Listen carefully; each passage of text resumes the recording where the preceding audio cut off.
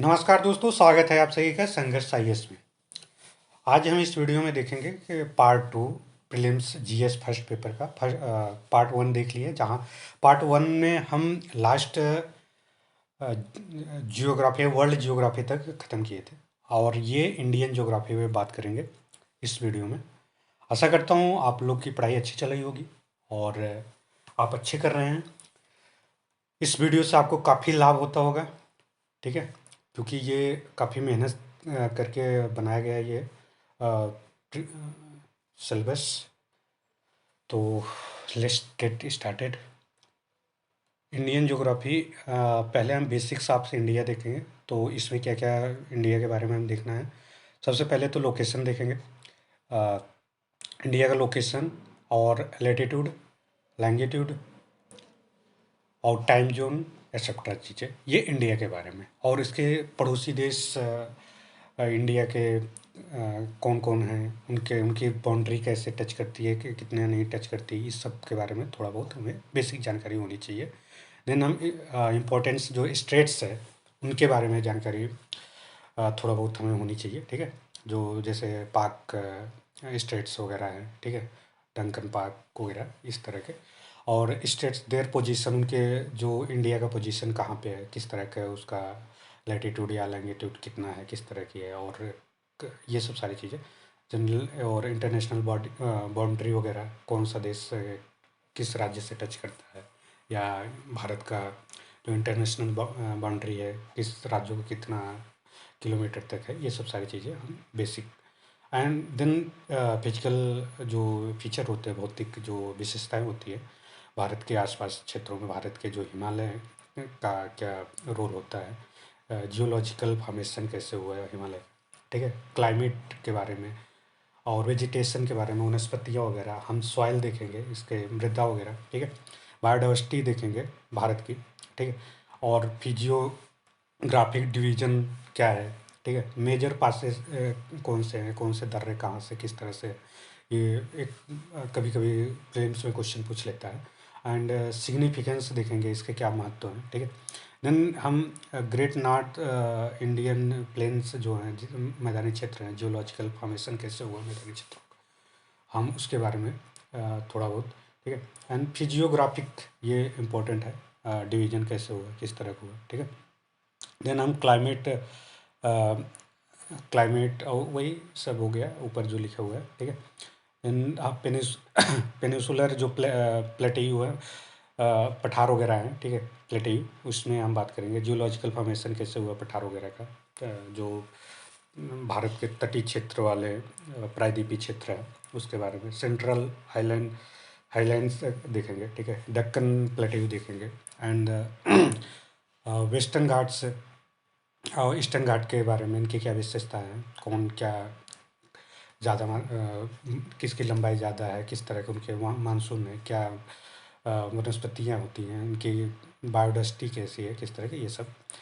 और Indian dessert के, dessert जो है इंडियन डिजर्ट, भारतीय जो रेगिस्तान है, थार का मरुस्थल है, उसके बारे में थोड़ा बहुत जानकारी आपको होनी चाहिए, क्योंकि प्लेन्स में क्वेश्चन यहाँ से बन जाते हैं। कोस्टल जो प्लेन्स हैं, आइलैंड्स वगैरह हैं, इनके बारे में थोड़ी बहुत आपको बेसिक नॉलेज होनी चाहिए। एंड रिवर से क्वेश्चन एक या हमेशा एक या दो क्वेश्चन आते रहते हैं, ठीक है। हिमालय के से निकलने वाली जो रिवर्स हैं, सिंधु नदी, इंडस रिवर, एंड जो ब्रह्मपुत्र है, ठीक है, उसके बारे में, प्लस गंगा वगैरह है, ठीक है। पेनिसुलर रिवर जो है कावेरी हो गया, और गोदावरी वगैरह, इस तरह से कृष्णा वगैरह, इन सब के बारे में आपको एक इनकी जो ट्रिब्यूटरी है उनके बारे में जानकारी होनी चाहिए। यूपीएससी काफ़ी बार क्वेश्चन पूछा हुआ है। रिवर बेसिन कौन से क्या है, किस तरह से है, और रीजनल जो डेवलपमेंट एंड प्लानिंग वगैरह, इसके बारे में थोड़ा बहुत। हाइड्रो पावर प्रोजेक्ट जो मल्टी मल्टी प्रोजेक्ट होते हैं उनके बारे में। एंड मेजर डैम्स के बारे में आप देख सकते हैं। वेस्ट फ्लो जो फ्लोइंग और ईस्ट फ्लोइंग रिवर्स हैं उनके बारे में थोड़ी बहुत। इंटरलिंकिंग जो रिवर है, जो आजकल काफ़ी ज़्यादा चर्चित है, उन सब रिवर के बारे में बेसिक नॉलेज होनी चाहिए, ठीक है। और एग्रीकल्चर के बारे में हम देखेंगे, लैंड यूटिलाइजेशन क्या होता है, ठीक है। टाइप्स ऑफ एग्रीकल्चर प्रैक्टिस किस तरह तो इसके बारे में कितने प्रकार के एग्रीकल्चर होते हैं। तो ग्रीन रिवॉल्यूशन क्या होता है, सॉइल एंड क्रॉप्स के बारे में, इरिगेशन के बारे में थोड़ी बहुत basic knowledge, lands reforms, animal husbandry वगैरह, गवर्नमेंट स्कीम, खास करके गवर्नमेंट जो स्कीम है एग्रीकल्चर से रिलेटेड, ठीक है, उसके बारे में। जैसे राष्ट्रीय सिंचाई योजना वगैरह काफ़ी सारी चल रही हैं, ठीक है। और किसानों के लिए जो अ, थोड़ी बहुत इंश्योरेंस वगैरह मिल रही है, बीमा मिल रही है उनके खेत में यदि किसी प्रकार की प्रॉब्लम हानि होती है, ठीक है, या कीट पतंगे वगैरह से, तो इंश्योरेंस वगैरह स्कीम आए हुए हैं, ठीक है। देन हम क्लाइमेट के बारे में देखेंगे, मानसून क्या है, किस तरह से इनका मैकेनिज्म भी देखें, एल नीनो ला नीनो का क्या रोल होता है, भारत के मानसून पे किस प्रकार का इनका इम्पैक्ट पड़ता है, ये इम्पोर्टेंट है। और सीजन वगैरह देख लेंगे, ठीक है, विंड्स वगैरह के बारे में थोड़ा बहुत, साइक्लोन वगैरह जो आपका बंगाल की खाड़ी में प्लस अरब सागर में, ठीक है, अरब सी वगैरह में, ठीक है, तो वहाँ पे जो साइक्लोन वगैरह आते हैं, तो बेसिक जनरल नॉलेज होना चाहिए कि फंडामेंटल की जानकारी भी होनी चाहिए अच्छे से। और मिनरल्स प्लस इंडस्ट्री के बारे में, बेसिक मिनरल्स कौन कौन से पाए जाते हैं, कहाँ कहाँ पे पाए जाते हैं, इंडस्ट्री पॉलिसी क्या होती है, जो जितनी इंडस्ट्रियल पॉलिसी लागू की गई है, ठीक है, थोड़ी बहुत बेसिक नॉलेज होना चाहिए। मेन तो 1991 का इंडस्ट्री पॉलिसी वो इम्पोर्टेंट है, जो, ठीक है, एलपीजी वाला। नेचुरल वेजिटेशन एंड फौना के बारे में, और क्लासिफिकेशन ऑफ नेचुरल जो वेजिटेशन है, जो प्राकृतिक वनस्पतियाँ हैं, उनका क्या वर्गीकरण है, कितने प्रकार के हैं, तो इसके बारे में बेसिक नॉलेज होना चाहिए। यहाँ से यूपीएससी क्वेश्चन पहले पूछता था, अभी भी पूछने के चांसेस बहुत ज़्यादा है, ठीक है। रेनफॉल डिस्ट्रीब्यूशन कहाँ पे किस तरह से रेनफॉल होता है, वर्षा कहाँ की मात्रा ज़्यादा होती है, कम होती है, और कहीं कम हो रही तो उसका क्या थोड़ा बहुत बेसिक रीजन पता होना चाहिए, ठीक। बायोस्फीयर रिजर्व्स वगैरह, नेशनल पार्क्स वगैरह, ये बहुत इंपॉर्टेंट है, पार्क्स वगैरह, ठीक है। रेड लिस्टेड स्पेसीज जो हैं, जो अभी एक्सटिंक्ट वगैरह में या वल्नरेबल में स्पेसीज जा रहे हैं, तो उनके बारे में बेसिक नॉलेज होना चाहिए। और इकोनॉमिक इंफ्रास्ट्रक्चर के बारे में मैं बात करूँ तो ट्रांसपोर्टेशन, जैसे हाईवे हो गया, इनलैंड वाटरवेज वगैरह हो गया, ठीक है, इस तरह की चीज़ें आपको, पावर एनर्जी के बारे में थोड़ी बहुत जानकारी होनी चाहिए, ठीक है, जिससे आपको अगर प्रीलिम्स में क्वेश्चन पूछता है तो आप टैकल कर सकते हैं। कन्वेंशनल और नॉन कन्वेंशनल जो रिसोर्स है, ठीक है, जो आजकल renewable energy, non renewable energy के अंतर्गत बात होती है, ठीक है, इसके बारे में। एनर्जी कंजर्वेशन, किस तरह से एनर्जी को हम कंजर्वेट कर सकते हैं, इनके बारे में थोड़ी बहुत आपको बेसिक। ह्यूमन जियोग्राफी की बात करूँ तो डेमोग्राफिक्स थोड़ी बहुत, और सेंसर जो रिसेंट अगर सेंसर हुआ है, जनगणना हुई है, तो उसके बारे में आपको थोड़ी बहुत नॉलेज होनी चाहिए, ठीक है।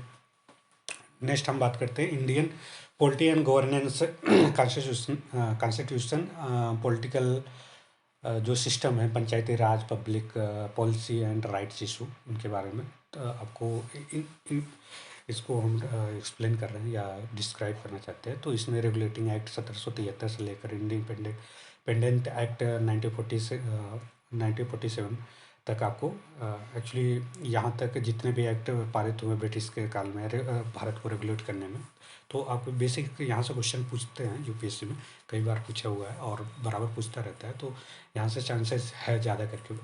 तो आपको 1773 से रेगुलेटिंग एक्ट से लेकर जितने भी एक्ट या चार्टर पारित हुए हैं, ठीक है, तो आपको थोड़ी बहुत उसकी विशेषता है, उनमें क्या रूल रेगुलेशन हुए तो आने चाहिए, ठीक।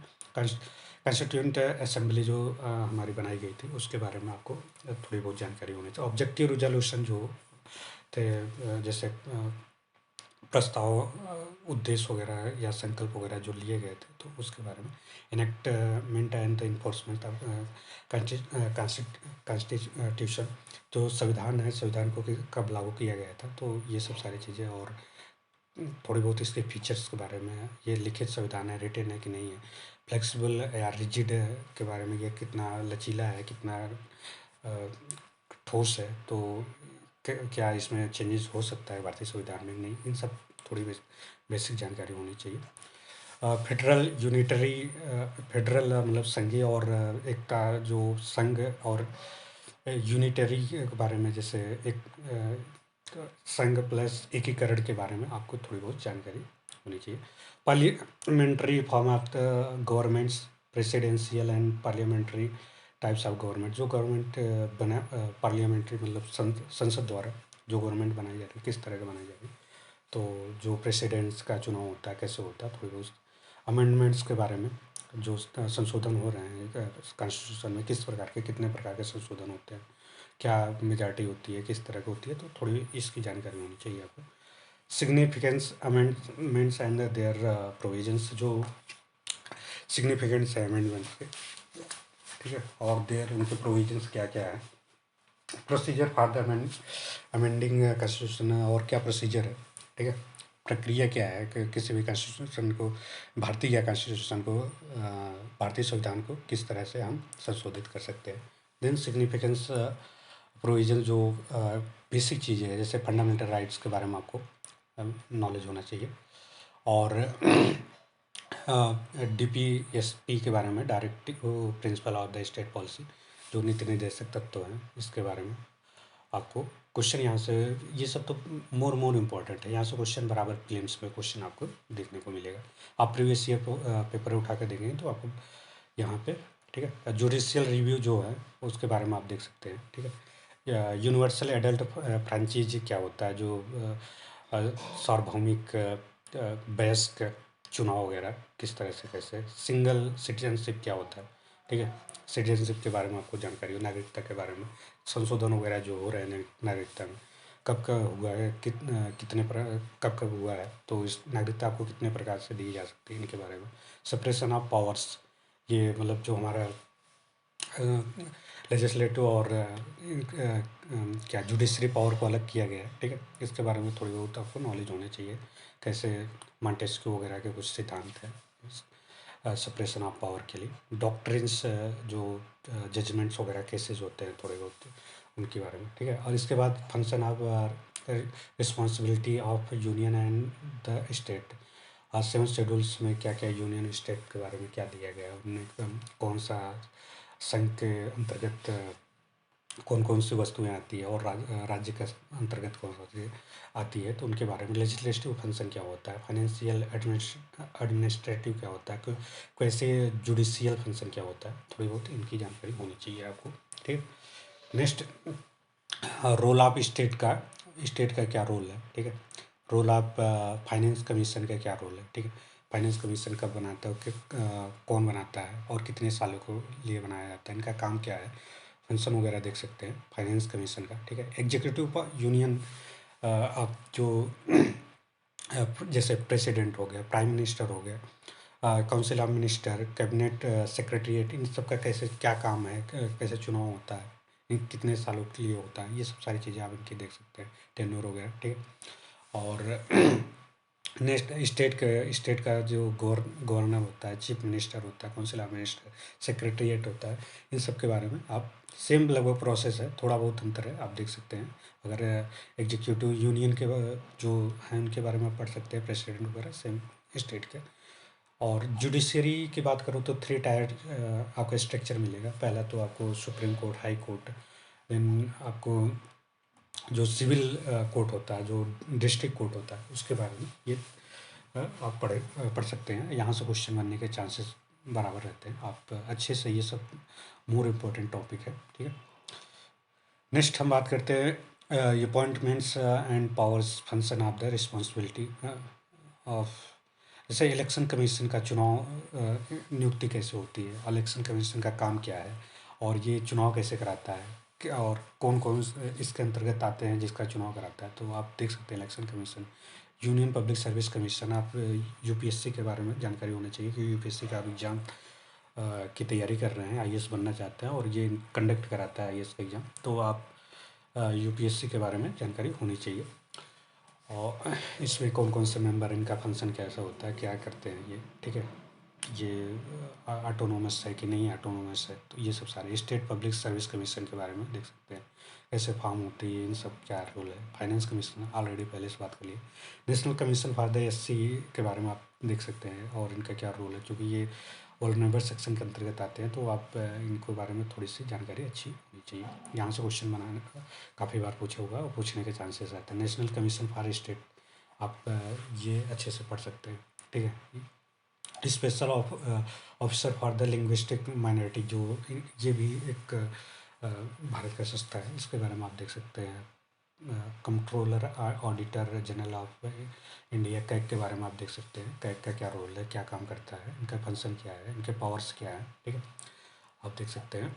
अटॉर्नी जनरल ऑफ इंडिया के बारे में आप पढ़ सकते हैं, और ये इनका रोल क्या है, इनका फंक्शन क्या है, काम कैसे कैसे करते हैं, ठीक है, इनकी नियुक्ति कैसे होती है, ठीक है। ये सब सारी चीज़ें आप देख सकते हैं। Attorney general, advocate general of India state के बारे में आप पढ़ सकते हैं, ठीक है, और इनका क्या रोल है, कैसे ये हेल्प करते हैं अटॉर्नी जनरल ऑफ इंडिया का, ठीक। देन हम कुछ इम्पोर्टेंट जो भारत की संस्था है उसके बारे में, जो ऑर्गेनाइजेशन है, एजेंसियां हैं, उनके बारे में हम जो अ, एक तो आपको संवैधानिक होती है और गैर संवैधानिक होता है, सावधिक होती है, ठीक है। तो उनमें से कुछ इम्पोर्टेंट है जहाँ से क्वेश्चन पूछा हुआ है और बराबर पूछने के चांसेस भी रहता है आने वाले एग्ज़ाम में, ठीक है, तो प्रीलिम्स में खास करके। तो जैसे नीति आयोग हो गया, इम्पोर्टेंट है, नीति आयोग के बारे में आप पढ़ सकते हैं। और नेशनल ह्यूमन राइट्स कमीशन के बारे में, ठीक है, और स्टेट ह्यूमन राइट्स कमीशन के बारे में आप पढ़ सकते हैं। सेंट्रल इंफॉर्मेशन कमीशन के बारे में, CIC के कैसा इनका, ये सब संस्थाएं जो होती हैं, खास करके मैं आपको बता देना चाहता हूँ, इनका मतलब मेन होता है कि इनका क्या काम करती है, वर्क क्या है, ठीक है, इनके पास पावर कितना है, आप पावर देख सकते हैं, ठीक है।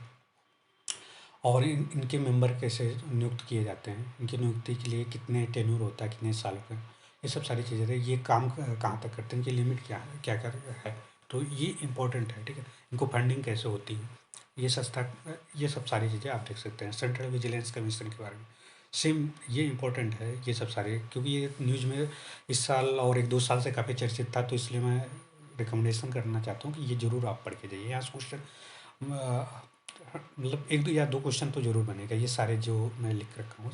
सेंट्रल ब्यूरो ऑफ इन्वेस्टिगेशन, ये काफ़ी चर्चित था, ठीक है, CBI वगैरह, लोकपाल लोकायुक्त वगैरह, national commission women for women, national commission for backward classes, इसमें संशोधन किया गया है, इनके बारे में आप जानकारी अच्छे से रख सकते हैं। ये सब तो काफ़ी इंपॉर्टेंट है, ठीक है। नेशनल कमीशन फॉर माइनॉरिटी, आप इसको देख सकते हैं। Insurance regulatory and the development authority, IRDA, इनका क्या काम है, किस तरह से ये इंश्योरेंस को रेगुलेट करती हैं, ये संस्था, ये एजेंसी कैसे बनाई गई है, क्या तो इन सब थोड़ी बहुत जानकारी आपको।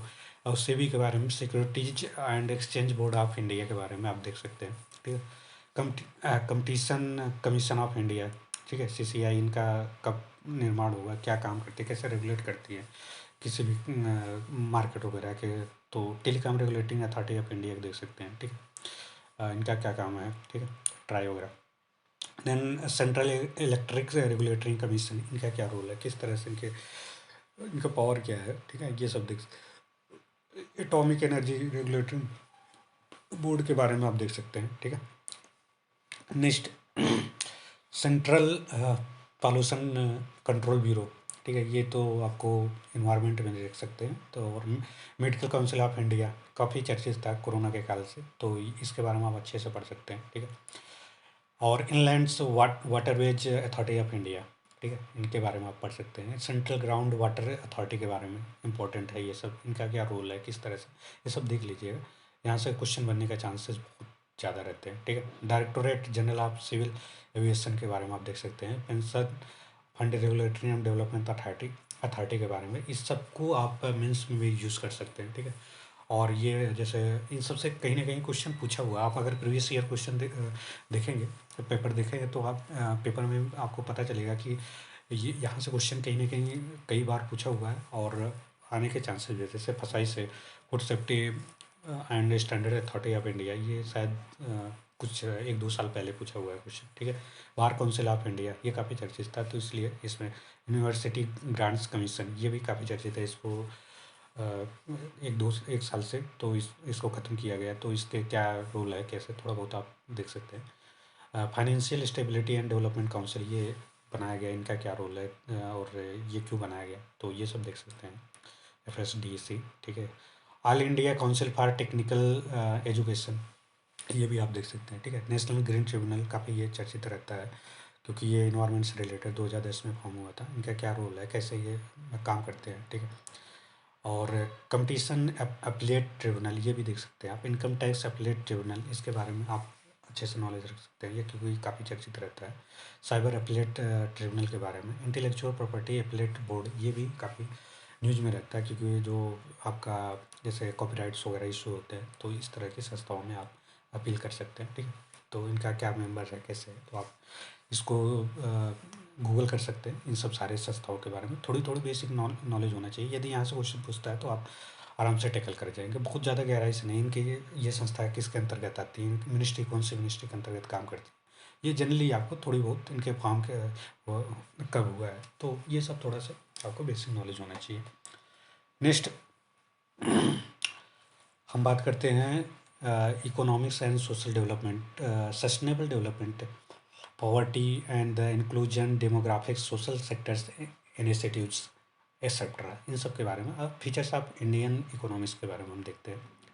तो जैसे अब इंडियन इकोनॉमिक्स का क्या फीचर है, किस तरह से ये चल रही है, इनकी एक्टिविटी क्या है, इकोनॉमिक्स एक्टिविटी, पॉवर्टी कितना है, किस तरह से है, ठीक है। इनकी थोड़ी बहुत आप पॉवर्टी की जानकारी, कौन सा पॉवर्टी के पैरामीटर्स है, कितने क्या है, अनएम्प्लॉयमेंट्स क्या है, पैरामीटर्स है, कितने अनएम्प्लॉयमेंट्स भारत में है, और ये कौन इसका रिपोर्ट निकालता है, इंडेक्स क्या है, किस तरह से एसडीआर के बारे में, मेजर्स आप टू द इरेडिकेट पॉवर्टी, को किस तरह से पॉवर्टी को हम इरेडिकेट कर सकते, ख़त्म कर सकते हैं, ठीक है। तो इस सब क्या होना चाहिए, ठीक है।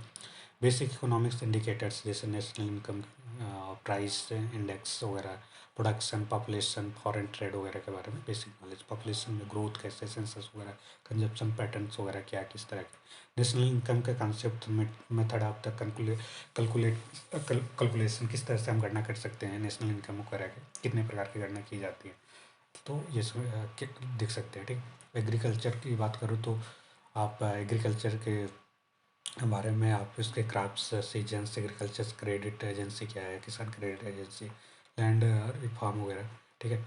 इंश्योरेंस के बारे में आप देख सकते हैं, green, white, blue, yellow revolution क्या है, इरिगेशन के बारे में देख सकते हैं, ठीक है। नेक्स्ट आप फॉरेन ट्रेड वगैरह में कंपोजिशन किस तरह की है, फॉरेन ट्रेड वगैरह का डायरेक्शन, एक्जिम पॉलिसी क्या है, ठीक है। डब्ल्यूटीओ का बैलेंस पेमेंट्स से क्या, डब्ल्यूटीओ के बारे में आप थोड़ी बहुत, बैलेंस ऑफ पेमेंट्स क्या है, किस तरह से आपका बैलेंस पेमेंट्स अगर डिसबैलेंस होता है तो क्या करना है, तो इसमें कौन से करेंट्स अकाउंट्स क्या है, अगर कैपिटल अकाउंट्स वगैरह, measures of the improve the foreign trade को किस तरह से आप इम्प्रूव कर सकते हैं, ट्रेड एंड मनी मार्केट के बारे में आप देखें, क्रेडिट कंट्रोल चीज़ें क्या है, ठीक है। एंड कमर्शियल बैंक्स वगैरह, कोऑपरेटिव, एनबीएफसी के बारे में जानकारी का, और सेबी के बारे में आप, स्टॉक मार्केट डेवलपमेंट, इंश्योरेंस वगैरह थोड़ी बहुत जानकारी, इंश्योरेंस इंडस्ट्री जो है, ठीक है, एलआईसी वगैरह जिस तरह की, और इसको रेगुलेट कैसे करते हैं हम, उस थोड़ी बहुत इनकी एजेंसियों के बारे में, ठीक है।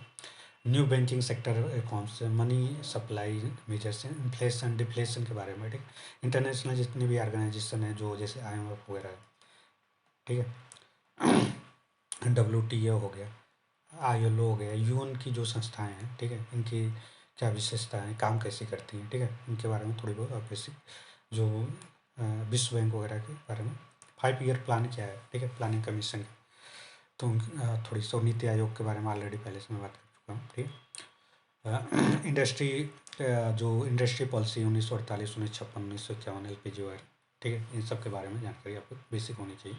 स्मॉल स्केल जो इंडस्ट्री वगैरह है, की इंडस्ट्री क्या है, इंडस्ट्री सिकनेस क्या होता है, जनरली आप थोड़ी बहुत, ये मेंस के टॉपिक है, जनरली आपको नॉलेज होना चाहिए, क्योंकि यूपीएससी यहाँ से क्वेश्चन, आज अगर ये मेंस का आपका कंप्लीट है तो प्रीलिम्स में आपको दिक्कत होनी नहीं चाहिए, तो मेंस पे ज़्यादा फोकस करें। और मैं ये सारे टॉपिक लगभग मेंस और प्रीलिम्स के दोनों का कंबाइंड करके और प्लस प्रीवियस ईयर पेपर को देखकर बनाया हूँ, ठीक है।